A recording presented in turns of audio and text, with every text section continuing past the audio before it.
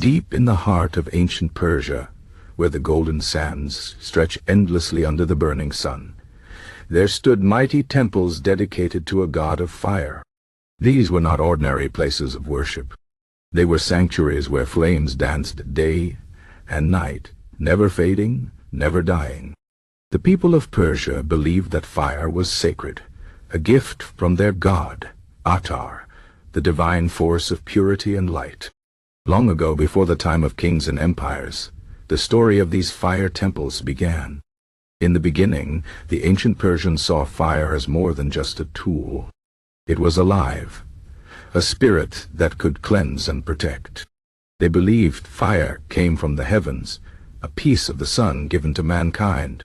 The first fire temples were simple altars under the open sky, where priests tended the flames and whispered prayers.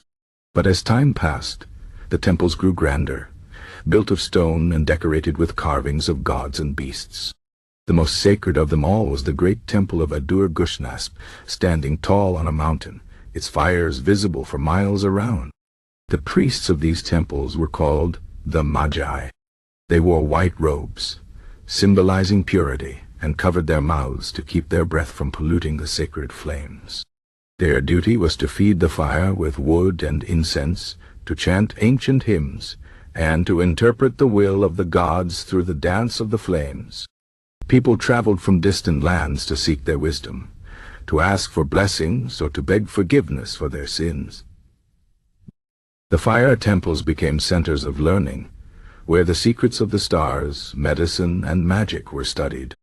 One legend tells of a king who doubted the power of the fire god. He ordered his soldiers to pour water on the sacred flame, thinking to prove it was nothing more than ordinary fire. But the flame did not die. Instead, it burned brighter, hotter, until the soldiers fled in terror. The king fell to his knees, begging for mercy, and from that day forward, he became the greatest protector of the temples. This story spread far and wide, and no one dared to disrespect the sacred fire again. But the fire temples were not just places of fear and awe. They were also places of hope. When the land suffered from drought, the priests lit great bonfires, calling upon the rain gods to bring water to the fields. When a child was born, families brought offerings to the temple, asking the fire god to bless the newborn with strength and wisdom. And when a warrior went to battle, he would take a torch lit from the sacred flame, believing it would guide him to victory. The greatest test of the fire temples came when foreign armies invaded Persia. The conquerors sought to destroy the temples, to crush the spirit of the people by extinguishing their sacred flames. Many temples were burned, their priests slain, their treasures stolen. But the Magi did not surrender. They carried the sacred fire to hidden caves and remote villages, keeping the flame alive in secret. For years, the fire survived in darkness, passed from one keeper to another, until the day the invaders were driven out and the temples could rise again. In time, the old ways began to fade. New religions spread across the land, and the fire temples were abandoned or forgotten. The stones crumbled, the carvings wore away, and the sacred flames were left to die. But even in ruins, the temples held their power. Travelers who passed by the old sites spoke of strange lights flickering among the broken walls, as if the fire god still watched over his domain. Today, the remains of these ancient temples stand as silent witnesses to a time when fire was worshipped as a god.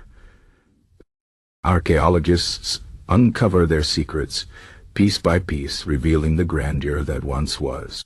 And though the flames no longer burn as they once did, the stories live on, tales of faith, of magic, and of the eternal power of fire. Perhaps, if you listen closely when standing before the ruins of an ancient Persian fire temple, you might hear the whisper of the old priest's prayers, carried on the wind. Or see, just for a moment, a spark dancing in the air, proof that the sacred fire never truly dies.